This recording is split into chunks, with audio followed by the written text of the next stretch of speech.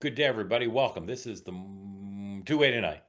Two-way tonight, and I'm Mark Halperin, and I'm very excited to see you here on what is a crazy news day because really the biggest story people are talking about is this NBA gambling controversy, scandal, accusations made by the U.S. government against a range of FBI affiliated people, players, one head coach, players, and the mob, the mafia.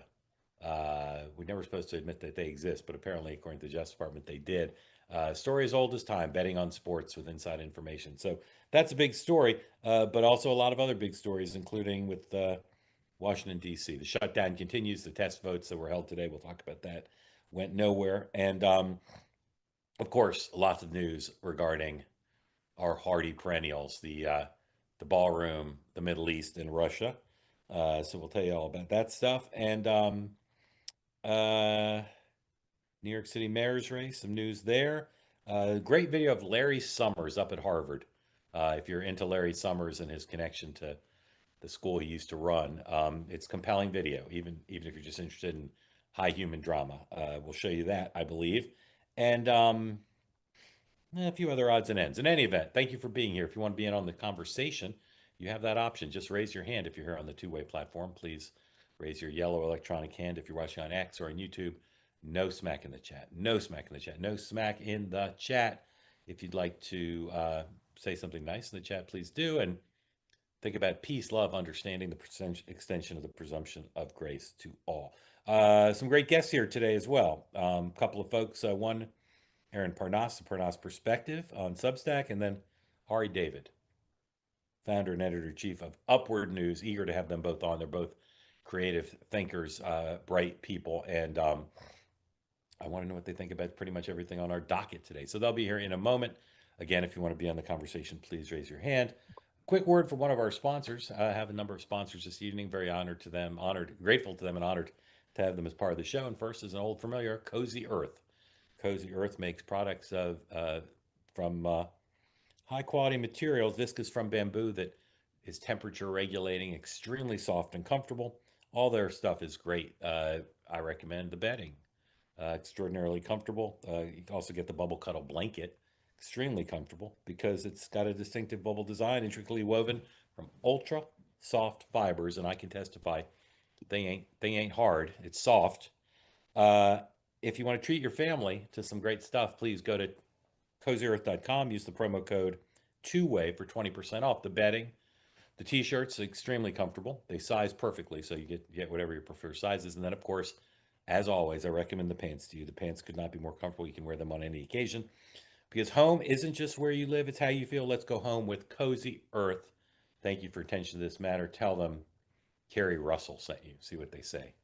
They say Carrie Russell's not a sponsor. Well, see what they say. Say Carrie Russell sent me. All right. Welcome in Aaron. Aaron hasn't been here in a while, and I've kind of missed Aaron. Aaron, welcome in.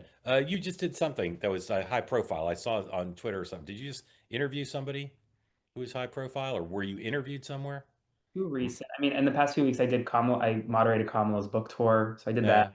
Wasn't that? That was like the last day. No, no. I forget in the last day that I did something. I thought so. Maybe I'm wrong. Maybe you know what, Aaron? I dream about you on a regular basis. Maybe it was a dream. Tell me about the your interactions with the vice president. Where was that? What city was it in? How did it go? It was in New York City. It was her first stop on her book tour. Lots of protests. Yeah, and Uh, and the protests didn't like her because of her staunch support of Israel. Is that what the protests were about? yeah, yeah, it was Israel related. Yeah. Do you know Ari David by any chance, Aaron? I don't. It's good to meet you, Ari. All right, Very nice to gentlemen, meet you. you guys are too young. You're so young. I'm going to make a reference. You just make sure you know. Do you know about the Oprah thing with Letterman? Had no idea. Neither of you know. It's so funny. So David Letterman was hosting the Emmys. Or was it the Emmys or the Oscars? I think it was maybe the Oscars. I don't know. He was hosting the Emmys or the Oscars, and he'd never hosted the show before, and he bombed. And he joked about it for a year, how badly he did. But in the audience was Uma Thurman. You guys know who that is? Okay. And Oprah, you know who Oprah was. Yeah. And I to this day think it's a hilarious joke. He completely bombed. But he looked in the audience and he said, "Oh, there's Oprah Winfrey." He said, "There's Uma Thurman." And then he said, "Uma, Oprah, Oprah, Uma." You guys aren't laughing. It's hysterical. Go watch it on YouTube. But what I want to say to you two is Aaron, Ari, Aaron. Same thing, Uma, Oprah. You guys should know each other. You'll probably be running two-way and everything else before too long. You're both extraordinary young journalists. Ari, please tell everyone who doesn't know, and perhaps that includes Aaron, your business. What's the organization you run, and what's it about?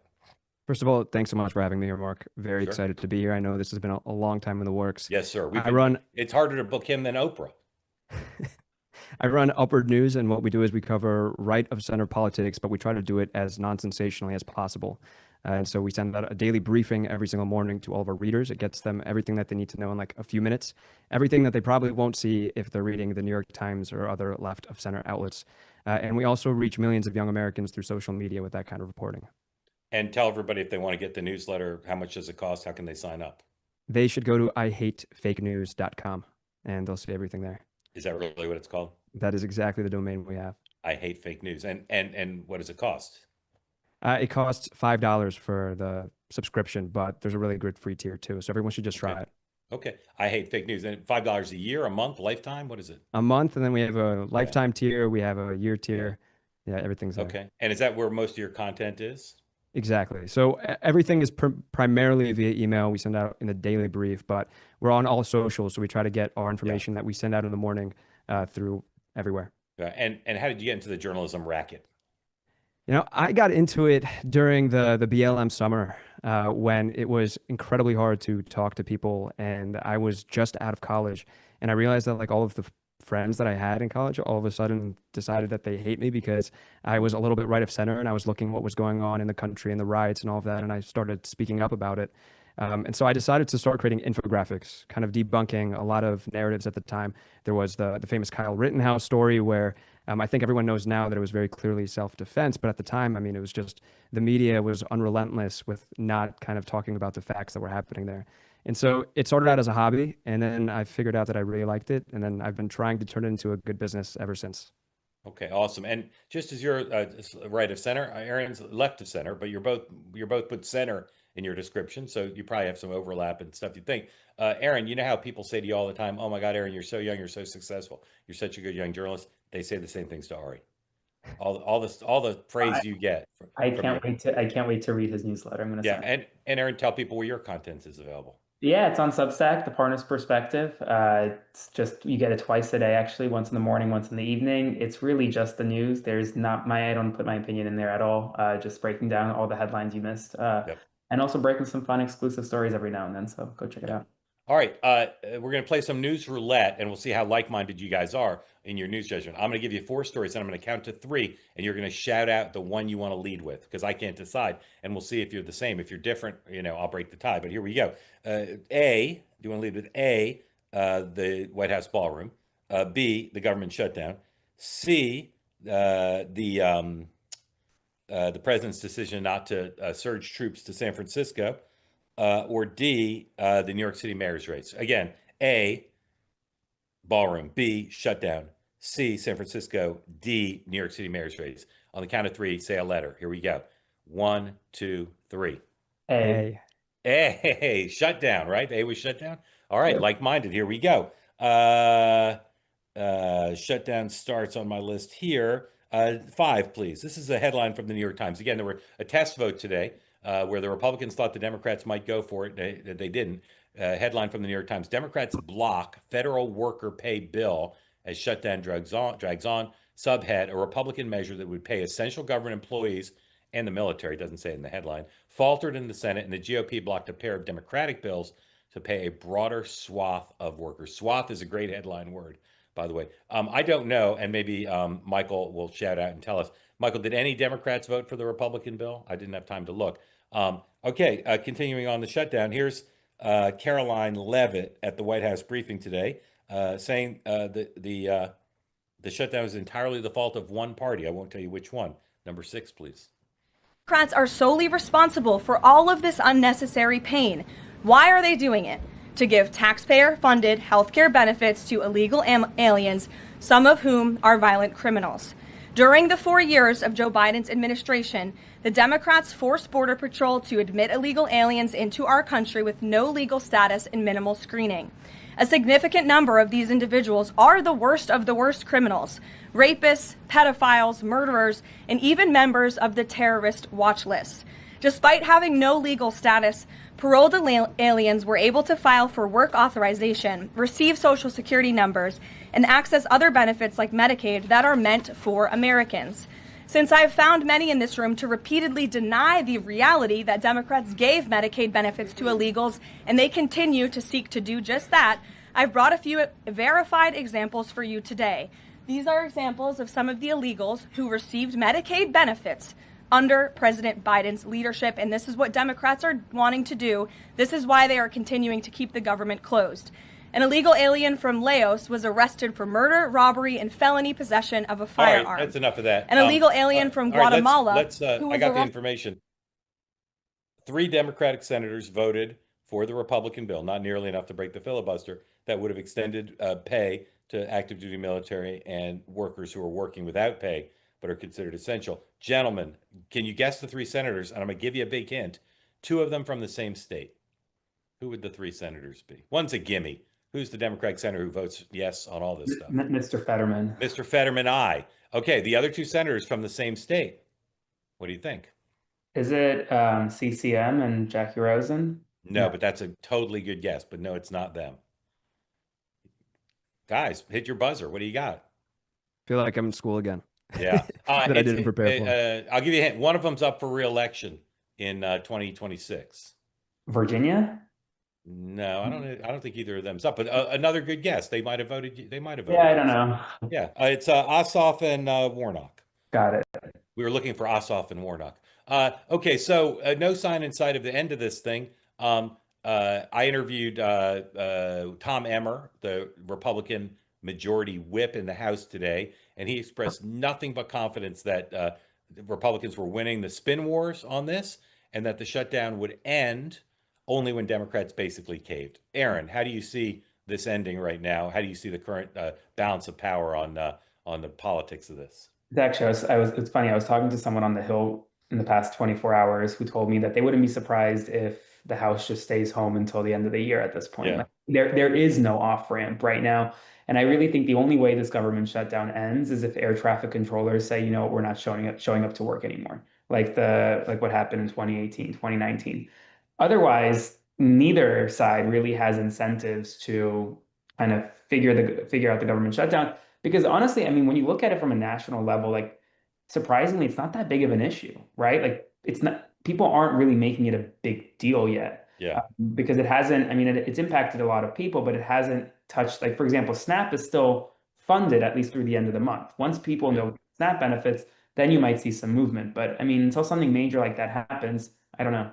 Yeah. Ari, do you think when the SNAP benefits and the healthcare premiums kick in November 1st, that this could all end at that It's point? definitely going to add some pressure to the whole situation. And I think Trump's already saying is going to figure out interesting ways to kind of fund those SNAP benefits without an end to the shutdown. But kind of to Aaron's point, I think that this shutdown has been like probably the most boring shutdown that I've seen. And like, it's like so normal to have a shutdown all the time. So like growing up, just hearing about a shutdown, okay, this is happening again.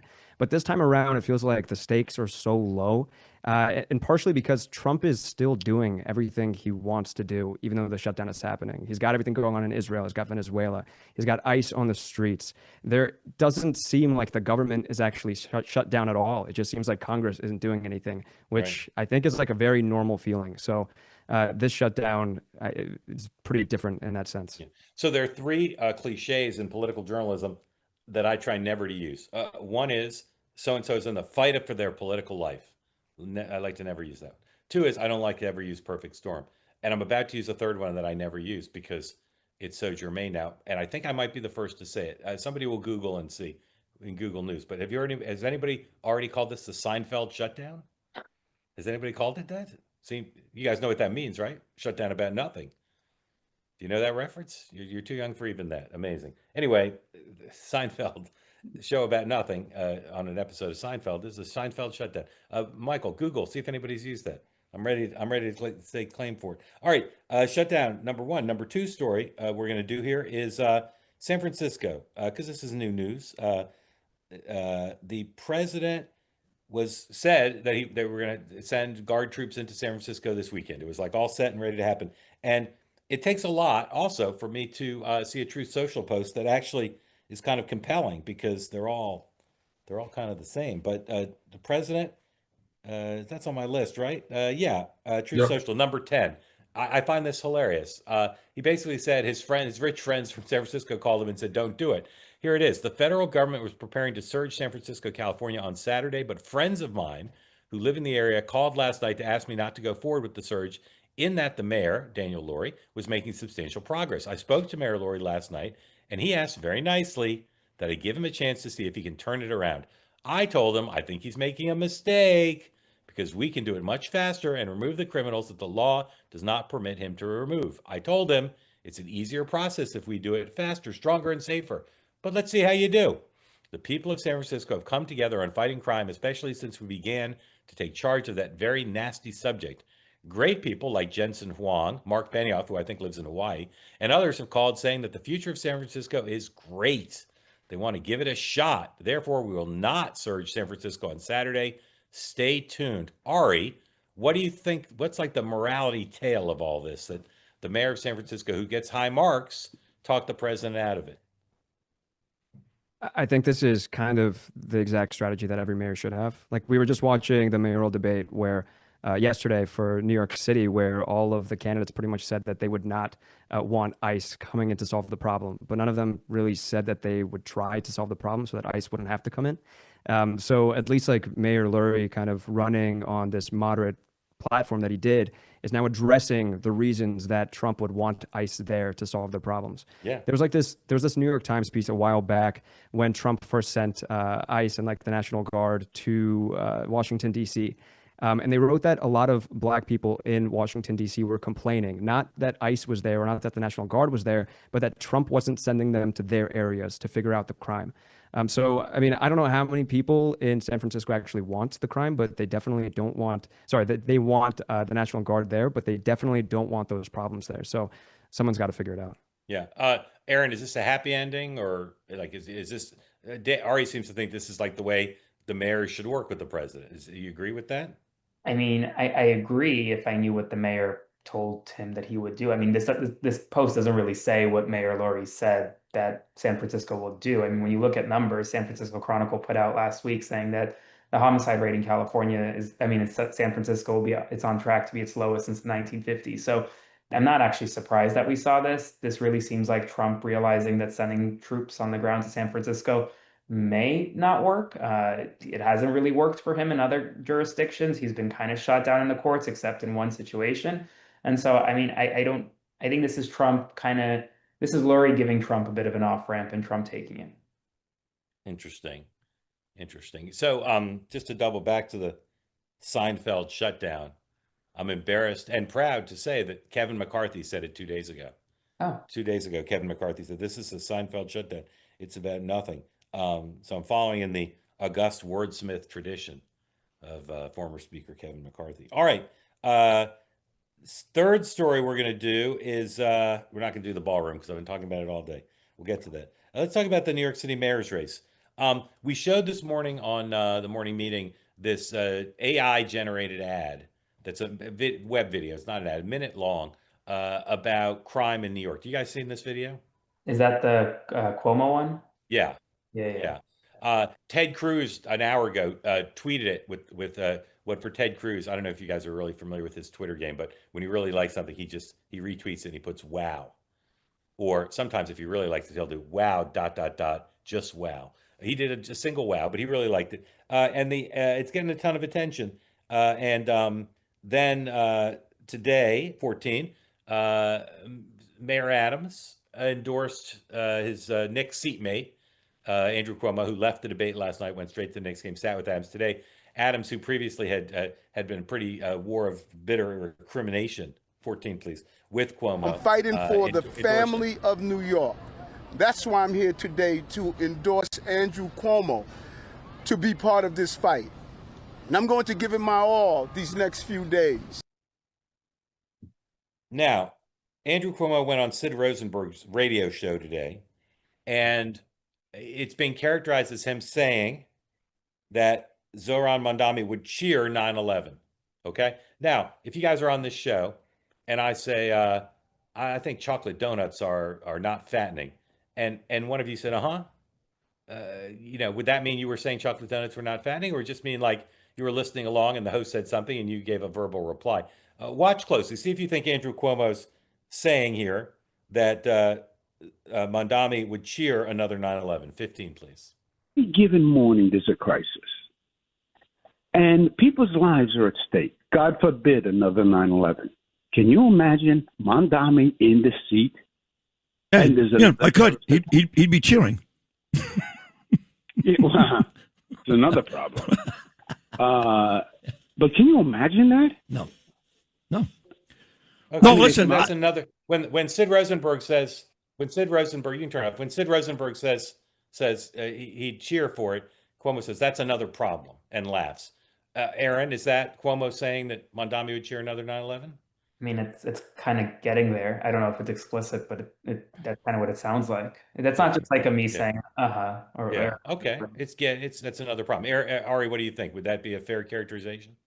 No, I don't think so. I don't think it's agreeing. Spirited disagreement between you two low-key young journalists. Let's break the tie. Here's someone who agrees with Aaron that in fact that's what Cuomo was doing. Number 16, please. Down here on Sid Rosenberg's radio show, your opponent Andrew Cuomo said this, quote, "God forbid another 9/11. Can you imagine Mamdani in the seat?" End quote. Rosenberg responded by saying he'd be cheering.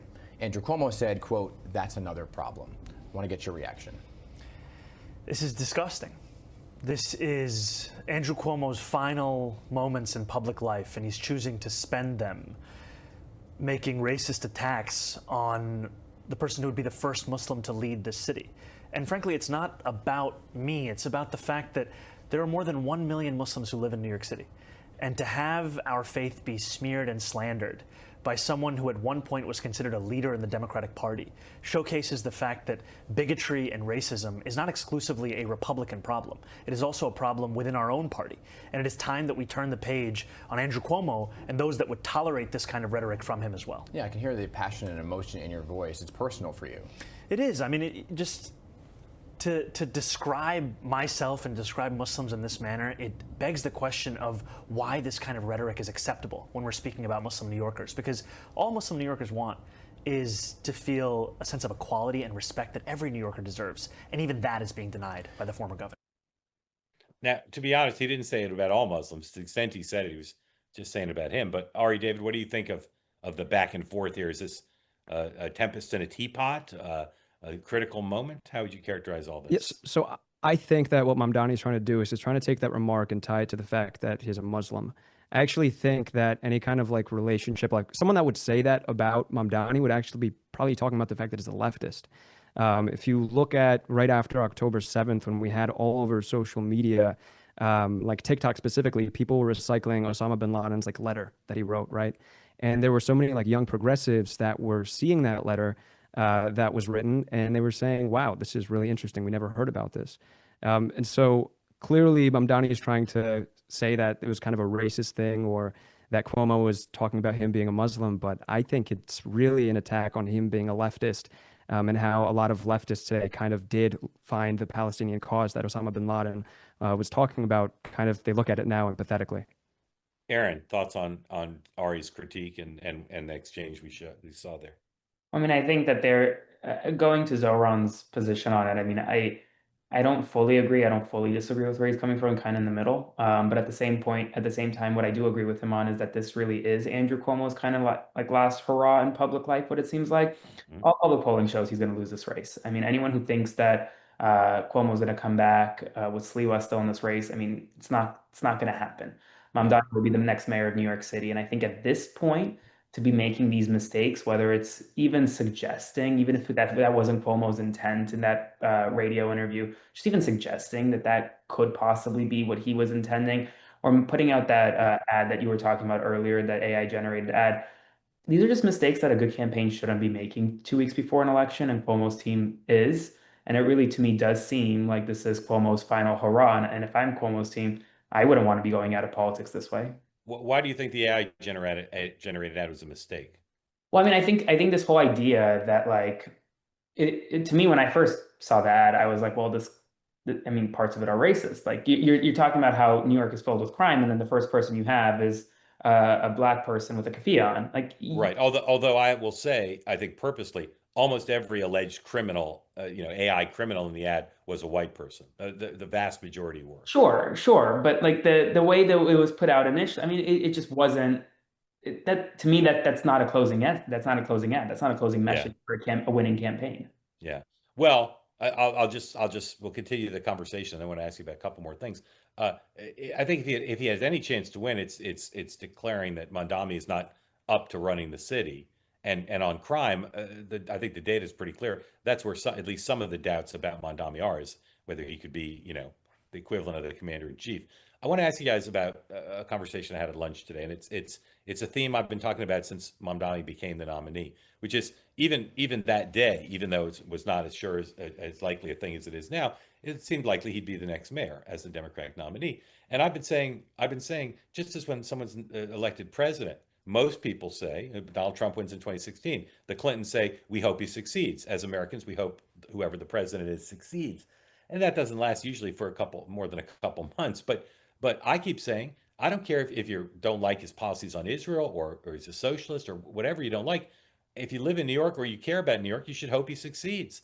And we should not be approaching his likely swearing in to say we're going to be at war with this guy for 4 years. Let's encourage him. Let's try to build bridges.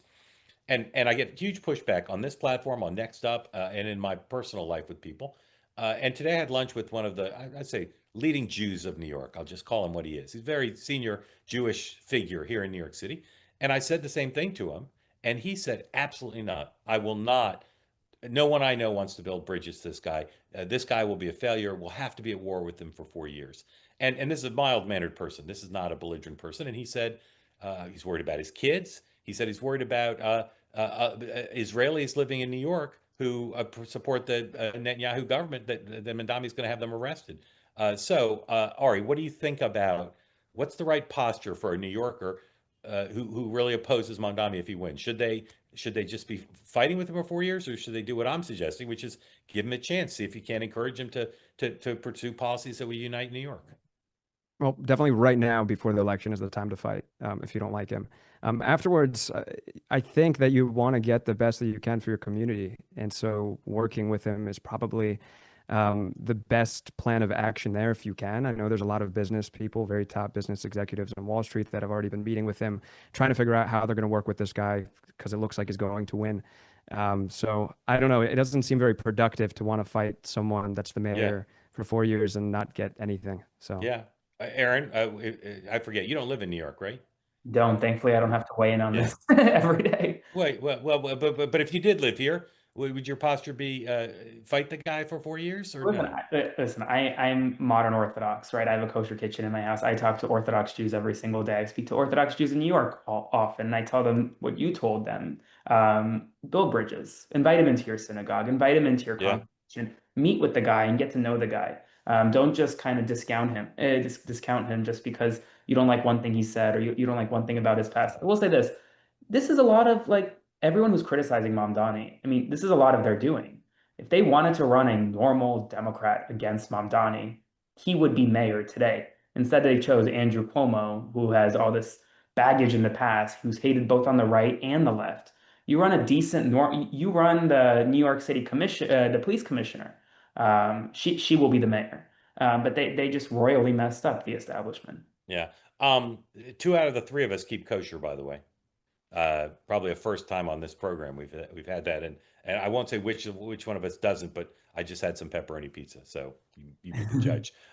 Here's a new ad just out from a group called For Our City, which is one of the super PACs supporting Andrew Cuomo. Roll that, please.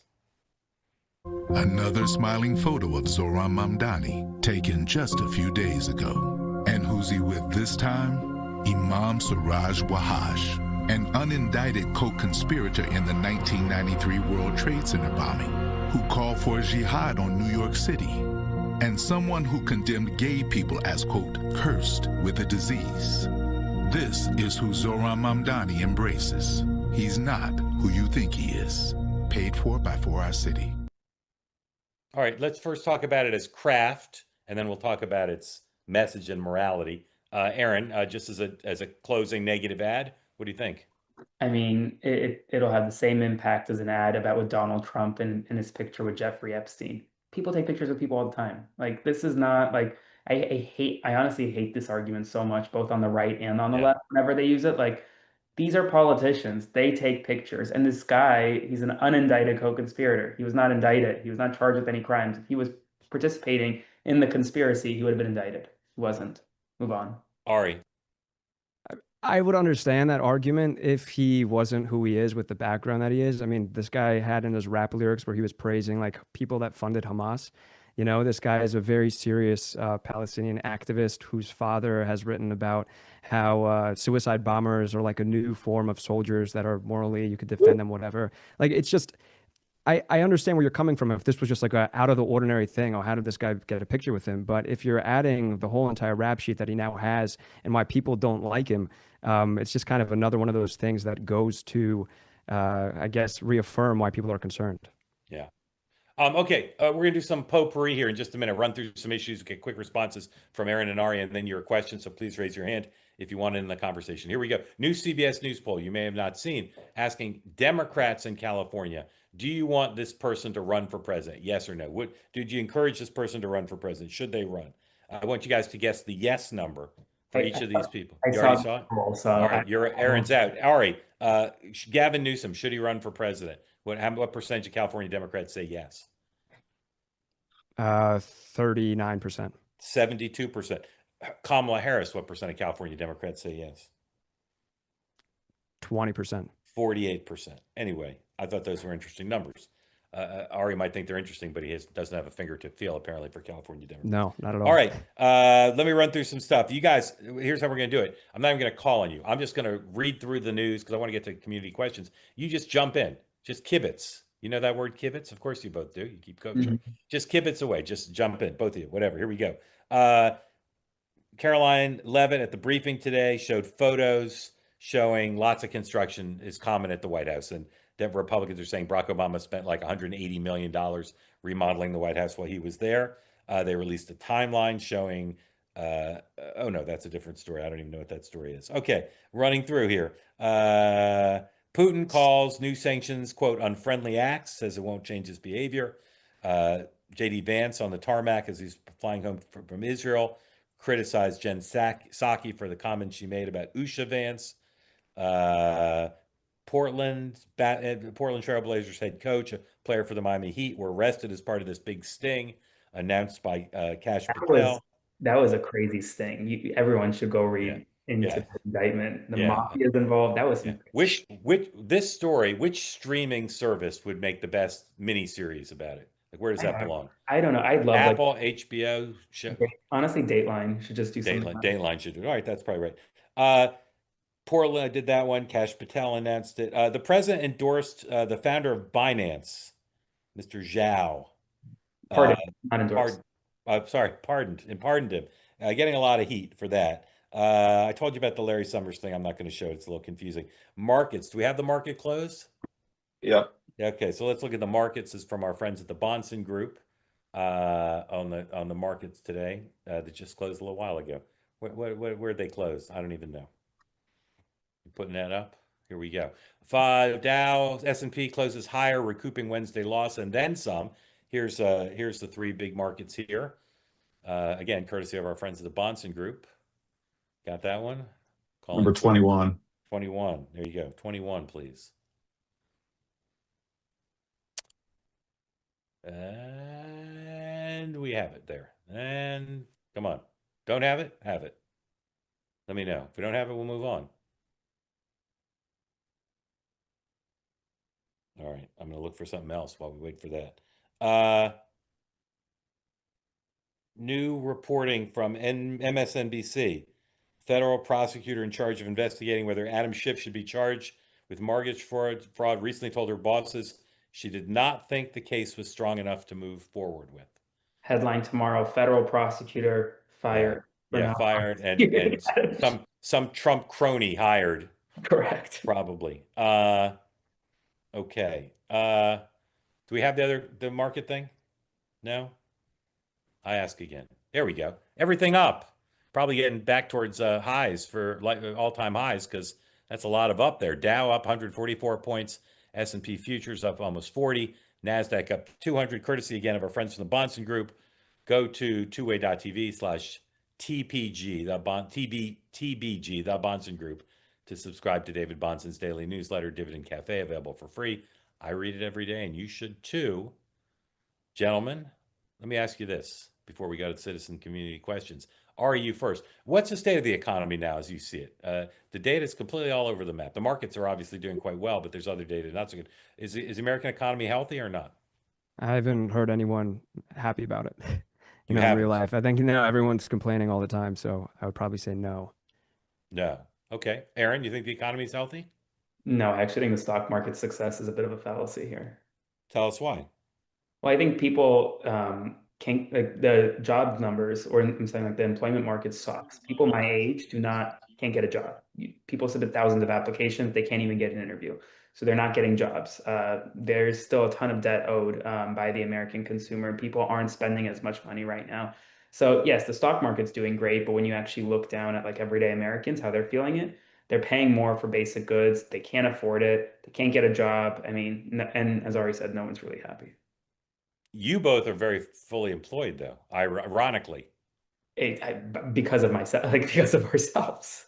Yeah. Because of yourselves. All right. All right. Another word from another sponsor, and then to your question. So please raise your hand if you want to be in on the conversation. Our sponsor, Ethos. Get a free quote for life insurance from ethos.com/two-way. Go to ethos.com/two-way. Online Ethos, if you don't know, is an online platform that makes getting life insurance fast and easy to protect your family's future in minutes. These two guys are young. They'll live forever. They don't need life insurance. But for many families, it's important to have it. And if you've ever dealt with a family, maybe your own, where the breadwinner passes away without life insurance, it can be tragic for things like mortgage payments and tuition payments, etc. Go to ethos.com, help provide financial security, protect your family, get a quote in as little as 10 minutes. It's easy to do, not a complicated process, 100% online. No medical exam required. Just answer a few questions about your health and get the quote in a little less than 10 minutes ago. Ethos.com/two-way for a free quote. Application times may vary, but it could be in as little as 10 minutes. Thank you for attention to this matter. Tell them the ghost of Aaron sent you. My wife told me to get life insurance today. Okay, there you go. Well, go to ethos.com/two-way. Here we go. Bring in folks in the community. We start with Barry. Barry, welcome in. Thank you for being part of Two-Way. Tell folks who don't know where you are and what's on your mind for Ari and Aaron. Hi, good morning. Good afternoon, not good morning. Hi, I'm Barry. I'm live outside of Seattle, about an hour and a half south of Seattle. And the question I have for you two, and Mark as well, Mark, you have a child, the youth vote. Where is the youth vote? Is the youth vote going to, I say like with quotes on it, I see a lot of young people protesting. I see young people at some of the Charlie Kirk events also kind of taking more of a stand. But are they going to vote in the midterms and the presidential election, in local elections? How do you sort of like quantify the youth vote where we're at right now? Thanks. Great question. Just before to take a little bit of pressure off our guests, Barry, no one could answer that. That's a really hard question, but they're going to give it their best shot because they do talk to a lot of young voters. Aaron, you first, and then Ari. The youth vote is at home, where it has been for the past 3 decades. We don't have politicians in office on the right or the left who are actually fulfilling promises for young people.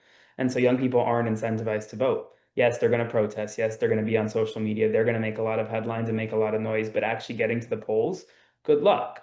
Because even in these upcoming elections in November, it's very hard to find a politician on either side that's specifically catering to young people and the issues that matter to young people. When you say, I mean, Zoran is, I guess, the closest thing to that, and that's simply because he's mobilized folks on social media and specifically made affordability #1. But other than that, I don't really see it. Ari. Yeah, I would probably agree with that. I think notoriously midterms are super boring for young people. And I don't know, I used to remember not even knowing that midterms were coming up like the day they were.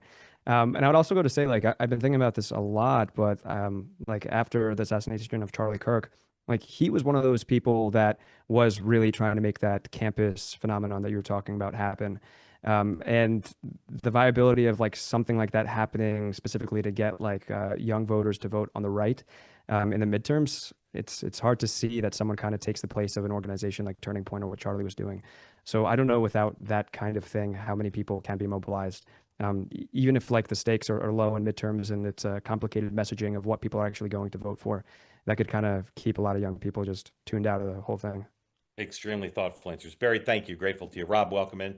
Tell folks who don't know where you are what's on your mind for Ari and for Aaron. Thanks. Rob Meyer, living in Atlanta, Georgia. One point and then one quick question regarding the ICE in San Francisco. David Sachs, who's the AI czar, tech czar for the president, had a podcast on Friday night, the All In podcast, and they were talking about this exact issue. And Sachs really, well, basically, they were instrumental in getting the current mayor elected and the old mayor recalled, and they thought that the current mayor had done a really good job. So I imagine that's who's whispering in Trump's ear. Yep. My question is, and maybe this is for some of the older folks, maybe Ari and Aaron are too young, but Mark, I'm sure you know, and maybe Ray and some of the guys my age on this will remember from prior shutdowns.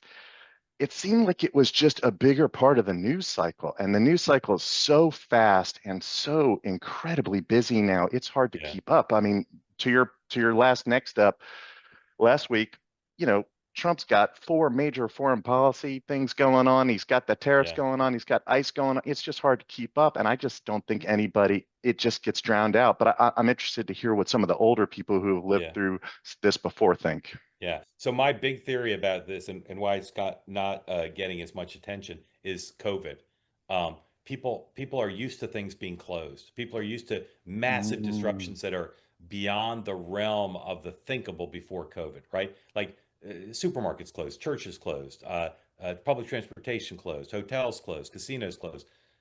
That was a major disruption. This, like, I'm going about my life. I've taken some flights. My air traffic wasn't disrupted.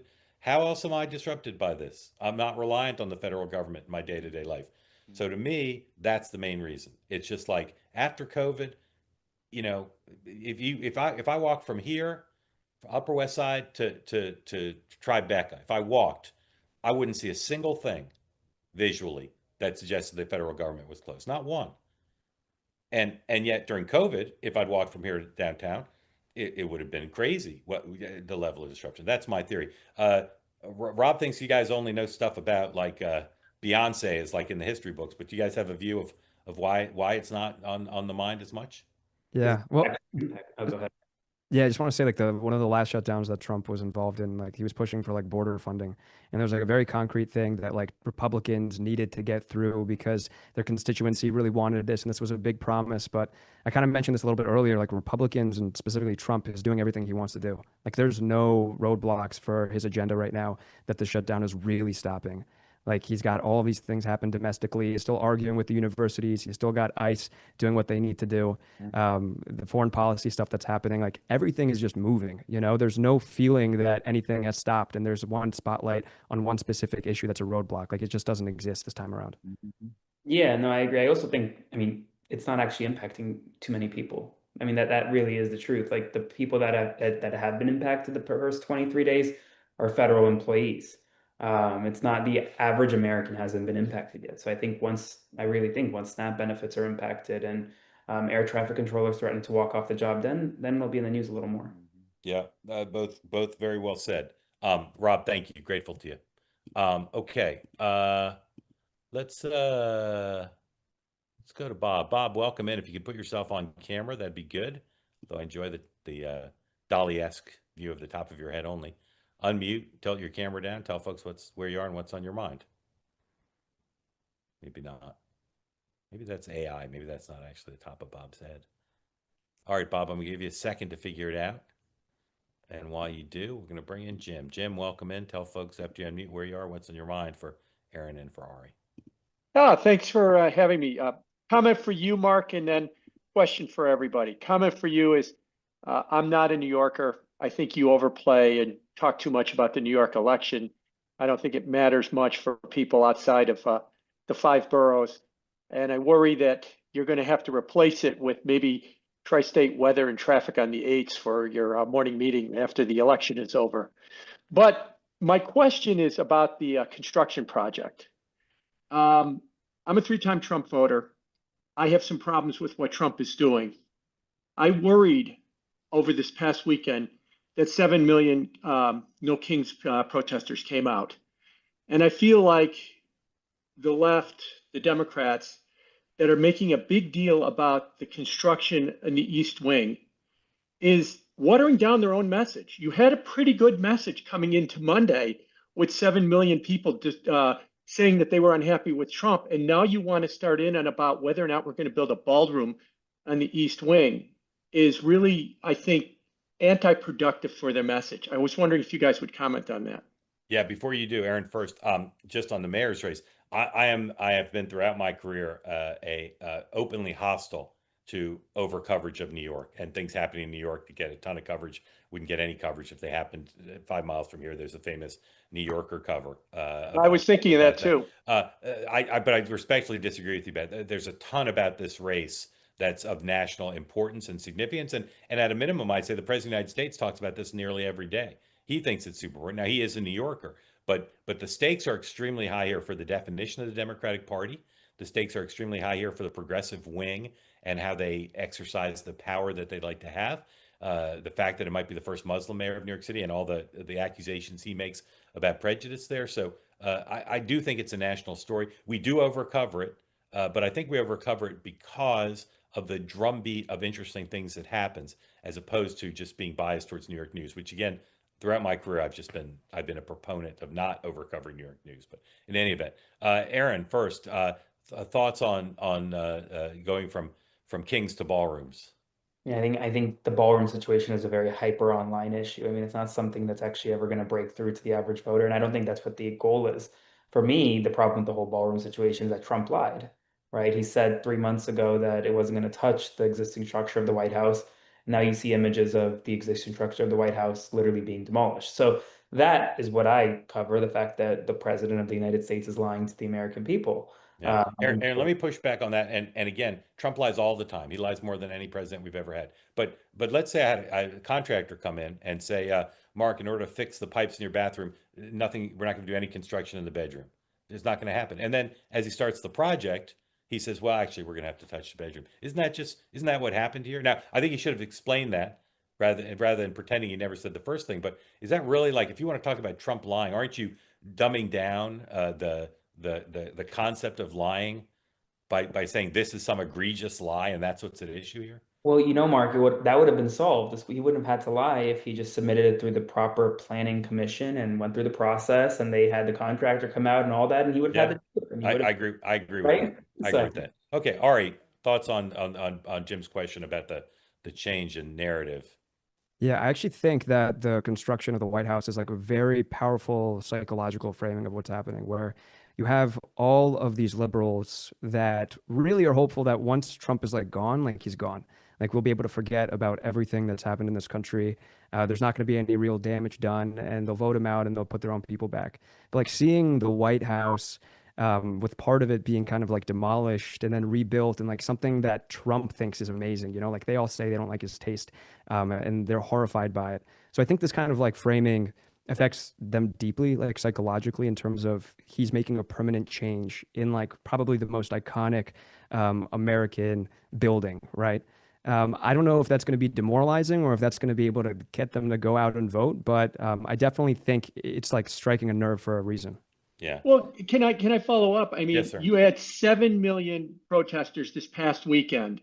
Maybe. And it seems all right, a lot. Let's just go with a lot. Yes, sir. And now you're taking an issue like this, and it seems like you're watering it down. It's almost like last weekend didn't happen, or you decided it didn't break through and you move on to something else. And as far as the powerful images, let's fast forward somewhere in the future, a few months from now.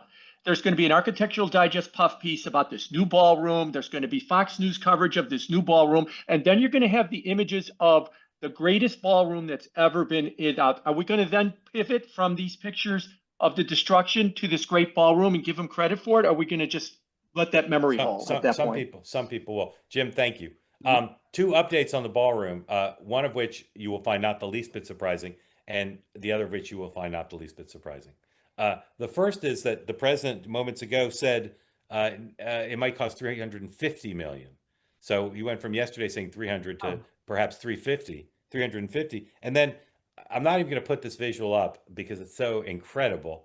But the White House put out on their White House website. You can go take a look at this. Defense of the destruction of the East Wing. Destruction is not really the word I would use. I'm reading somebody's tweet here. So they did a major events timeline of White House history. So here's how it reads, and there's pictures with all this. 1998, Bill Clinton has an affair with Monica Lewinsky is investigated.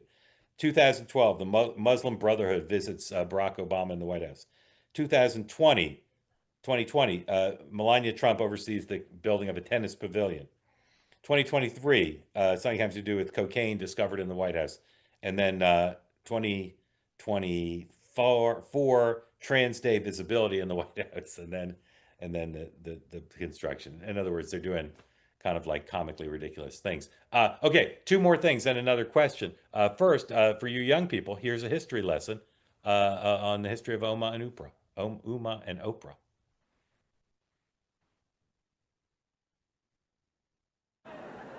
I've been dying to do something all day, and I think maybe we can take care of this.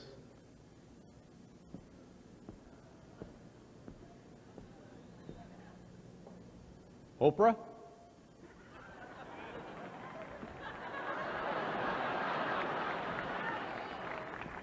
Uma?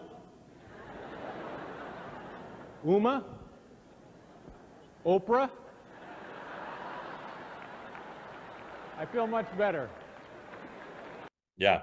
Again, that was panned the next day, and he joked about how poorly it did forever. It was the Oscars, as you can see, not the Emmys.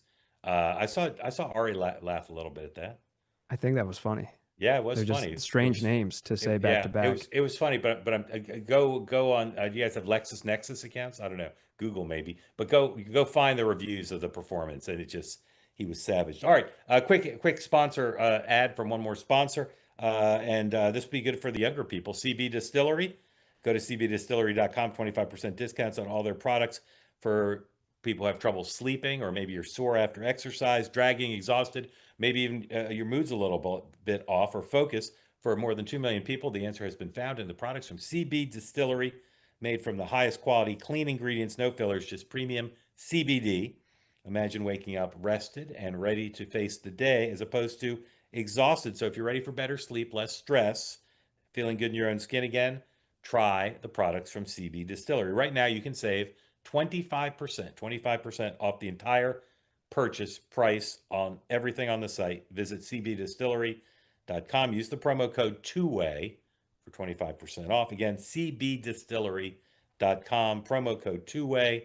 Tell them both Ari and Aaron sent you. Okay, here we go. Ryan, welcome in. Tell folks who don't know where you are and what's on your mind for our two great guests. Hi there, everyone. Thank you, Mark. Out in the Bay Area, South Bay specifically. One thing I am curious about, and I obviously follow the local news stations, ICE and Border Patrol are still here, and the Coast Guard has confirmed that more are coming. I am wondering if this might be a distraction where San Francisco may not be the target, and quite frankly, other areas within our counties may be targeted. I did want to touch on a couple of other topics. One, I'd like to do a fill in the blank. Wu-Tang is what? What is Wu-Tang? Forever. Yeah. Wu-Tang is forever. That is correct. Yeah. Okay. Yeah. So yeah, that's correct. Sorry if that was lost on you, Mark. I don't know if you guys saw. I don't know if you guys saw the video of Mamdani with Wu-Tang and Run the Jewels. He went to the concert. They seemingly endorsed him. When was that? That was quite recently. My wife sent me the video. That's a big endorsement. That is. Indeed it is, especially in Brooklyn, parts of Queens.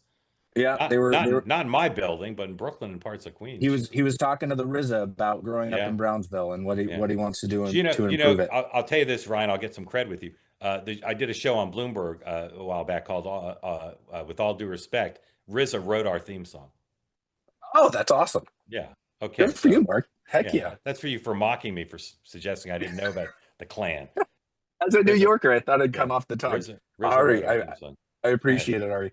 And then two quick things. So Trump is suing the DOJ for approximately $230 million. Yeah. I haven't heard anything about this on this platform. And then Michael Wolff, the author, is suing Melania Trump for $1 billion, I think. Or maybe she said no, she said she'd sue him for $1 billion. Correct. Yes. Just wanted to get some yeah. Well, we haven't talked about the Michael Wolff thing, but we did talk about the president wanting 250 million the day the story broke. Gentlemen, throw it over to you. Do you have comments on either of those litigious actions?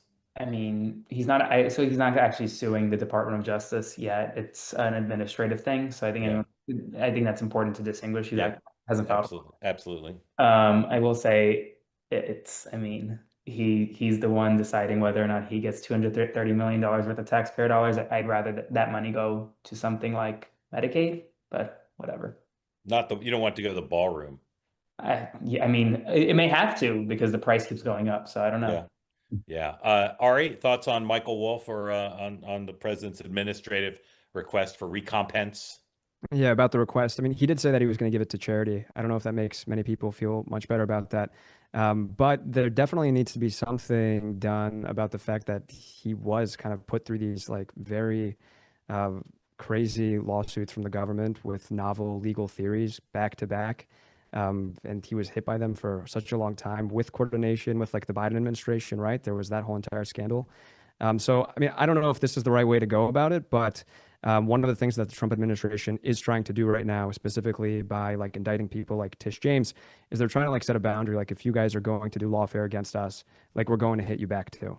Yeah. And so that's kind of the way they're thinking about it. I don't know if this is the best way to do it or how the public will look at it, but that's kind of their thought process. Yeah. Here's someone who agrees with Aaron on the 250 million.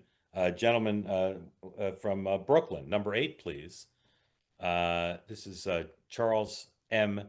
Chuck Schumer on Twitter. Donald Trump is seeking to use his own Justice Department to write himself a $230 million check while Americans are agonizing over health care. Donald Trump is using the presidency to reach into taxpayers' till to enrich himself. Incompetent, corruption, chaos. So says Chuck Schumer. Ryan, thank you. Grateful to you. Thanks for coming on. Gentlemen, so grateful to you both for being here. You make a smashing duo, the two of you together. It was a good time. I enjoyed it. I have to say.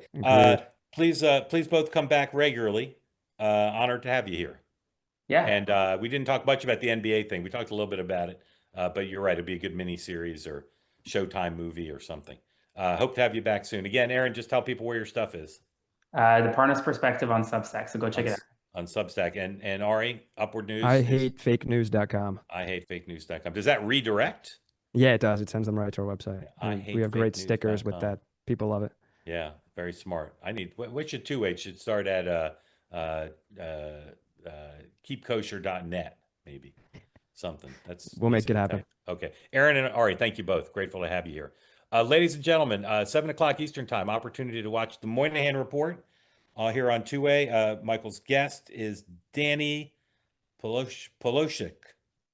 Give him a listen. And I'll be back tomorrow 9 a.m. Eastern time with Sean and Dan.